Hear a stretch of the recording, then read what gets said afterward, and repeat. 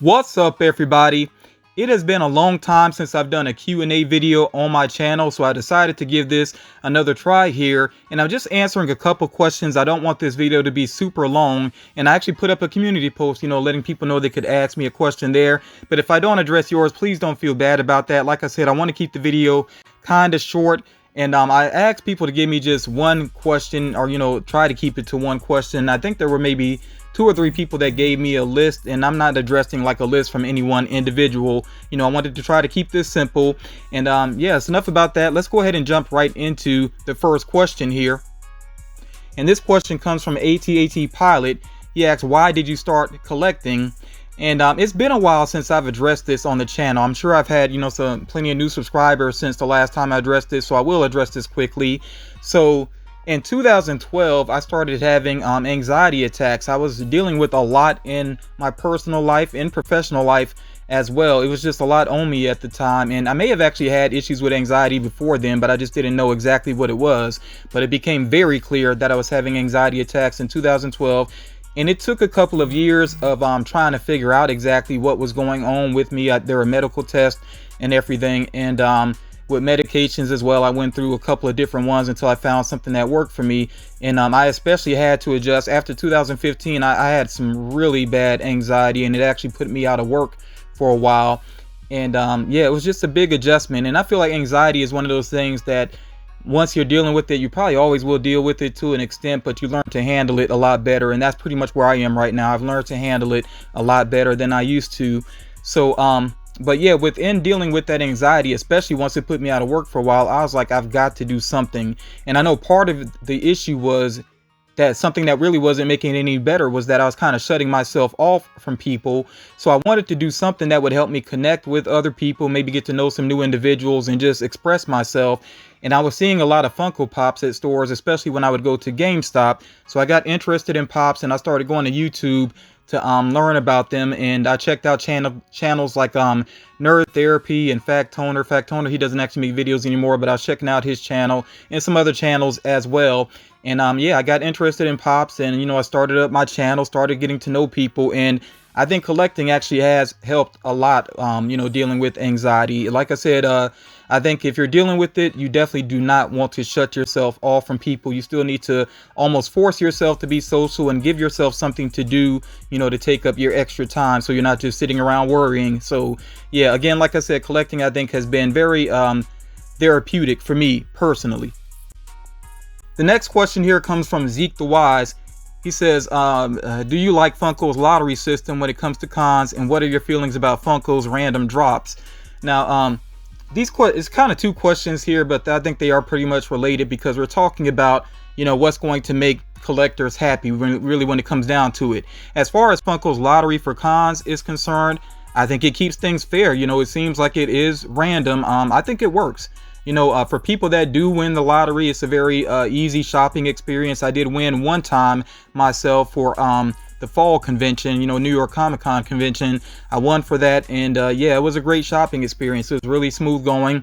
And then of course, some people that don't win the lottery, they may miss out on some things, but Funko can't necessarily satisfy everybody in that situation. So I think the lottery system is pretty fair. And even if you miss out on the lottery, I mean, if you put the work in, there are ways to try to get those pops afterwards. Some of the pops actually may get a restock. Some will be left over on Funko.com. And then if you have friends in the community, which helps a lot, if you actually have genuine friends in the community, sometimes people help each other out. So just because you don't get something right away from Funko.com doesn't mean that it's gone forever. The same thing in the case of the random drops. Yeah, you might miss something, but again, you don't have to get it day one necessarily. There's still ways to track that figure down and maybe get it at a fair price or trade with somebody. Again, having friends in the collecting community can make a big difference there.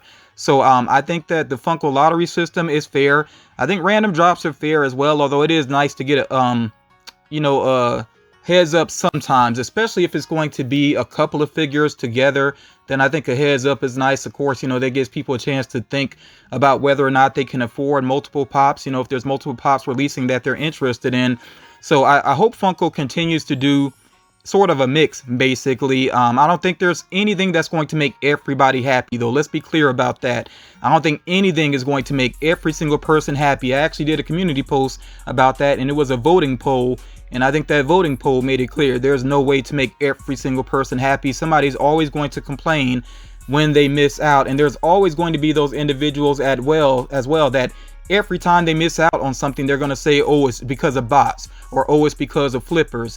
And I think people need to realize that when it comes to collecting, sometimes you just legitimately miss out. It's something you have to accept about collecting. Sometimes you legitimately miss out, and there's no conspiracy behind it. It's not always bots, it's not always flippers. It's just part of the game, and either you accept that or you don't. The next question here comes from Emma H, and she asks, where do you go to find most of your pops? I wanted to include this question just because I want to be straight up with you all that I just don't have the time or energy to really pop hunt like I used to. I mean, I still do a fair bit. Like, I will get out in the stores a fair bit, but not nearly as much as I used to. I mainly go online now just because it is easier when it comes down to it. So I'll shop online with Entertainment Earth. If I'm doing pre-orders, I do a good number of pre-orders with them. Hot Topic, GameStop, I trust them pretty much. There are some stores I'm a little iffy with when it comes to the shipping, so I may only shop with certain stores if they have an exclusive that I'm very much interested in. But yeah, I don't get out into the stores as much as I used to. When I do go out to stores, I will check out Target, even though I don't know why I keep going to Target. I hardly ever find anything there. I mean, I might find an exclusive every once in a while, but yeah, the selection has not been great at Targets in my area recently. Walmart, some Walmarts are okay in my area. I did actually manage to find more than one 10-inch Superman chase, which was awesome.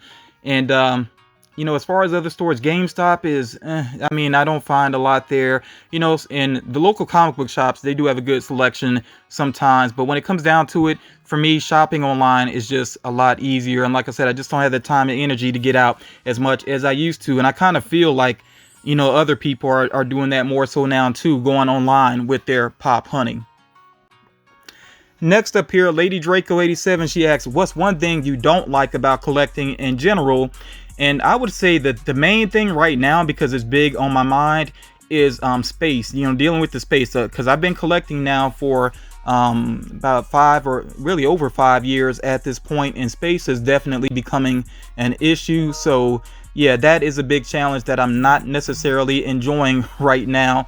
And I think other collectors that have been at it for a while are feeling that same pain. To me, when it gets to the point where you start having pops that you can't even see because you have to kind of put other things in front of them, then for me personally, that kind of defeats the purpose. I like to be able to see my collection, to see everything when I'm walking around my home. So yeah, that's my biggest struggle right now. That's the main thing I don't like about collecting. I'm just trying to manage the space, and it can be a challenge. Now, I'm sure this question was not intended for this video necessarily, but that's fine. This actually came from Instagram. Mrs. Rock Kitty said that she and her husband wanted to know how the Turkish Delight tastes, because I got curious about them after watching The Falcon and the Winter Soldier. Zemo talked about them and actually used them within an episode. So yeah, I got curious about it, and I went ahead and ordered a box from Amazon to try them out. She wants to know, basically, are they as good as Zemo suggests? I would say that they are pretty good.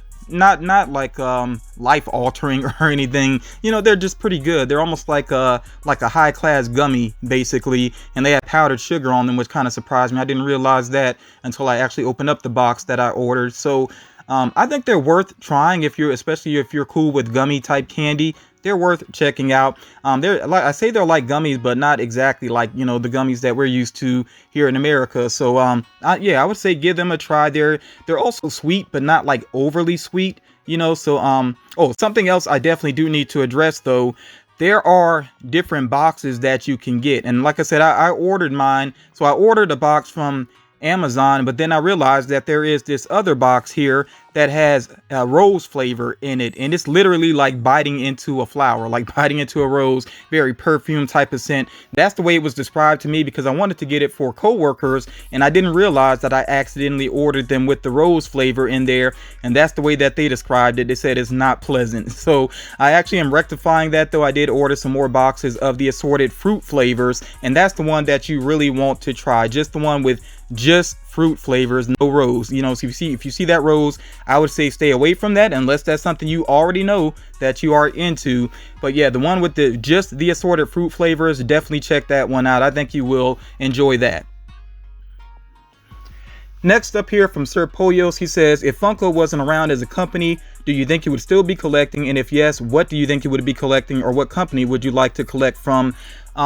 There are a couple of different companies that I am into. I'm into Cryptozoic, some Kid Robot stuff, not a lot with Kid Robot though, and their stuff can be kind of pricey.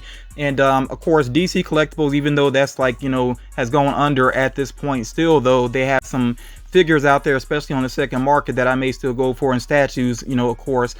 But you know, I really thought about this. If I wasn't collecting Funko Pops, I think I probably would still be into collecting, because it's something I always wanted to do when I was younger, and now I have the means to do so.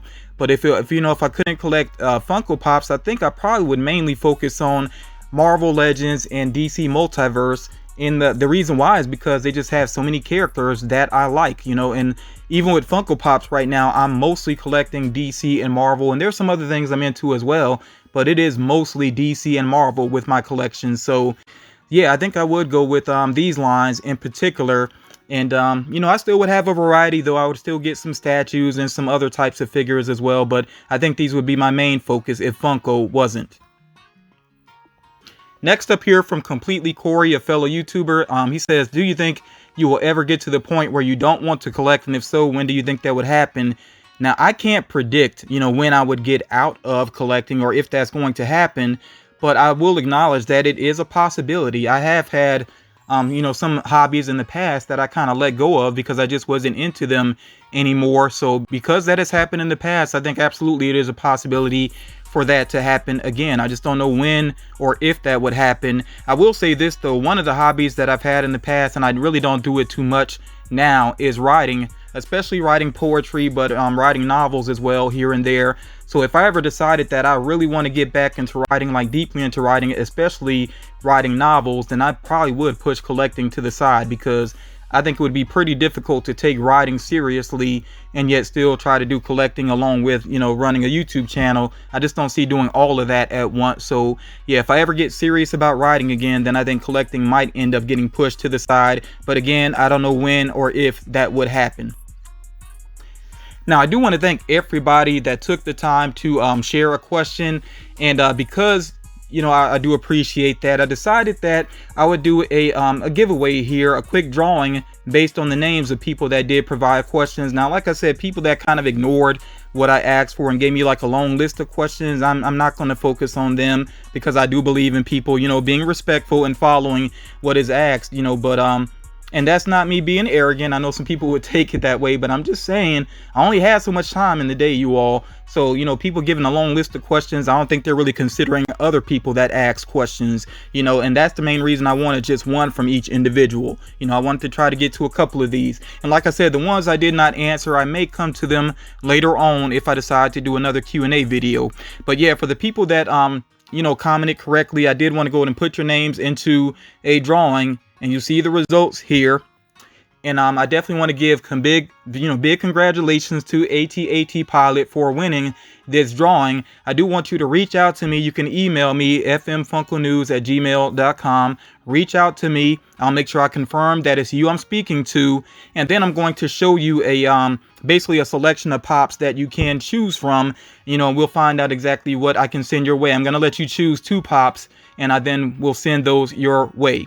And you know, I may do something like this again in the future, because I do appreciate people that take the time to actually, you know, get involved with the things that I have going on here on the channel. So I do appreciate that. And thank you all for, you know, taking the time to watch this video. I definitely do appreciate it. And, you know, like I said, I may do another Q&A video, but I'm going to try to do some different things on the channel. I know I mainly do a lot of unboxings recently other than Funko News, but I may try to continue to mix it up on the channel. And like I said, you know, participation is always appreciated. But yeah, that's going to do it for this video. Thank you all again for taking the time to check it out, and I'll talk to you all again real soon.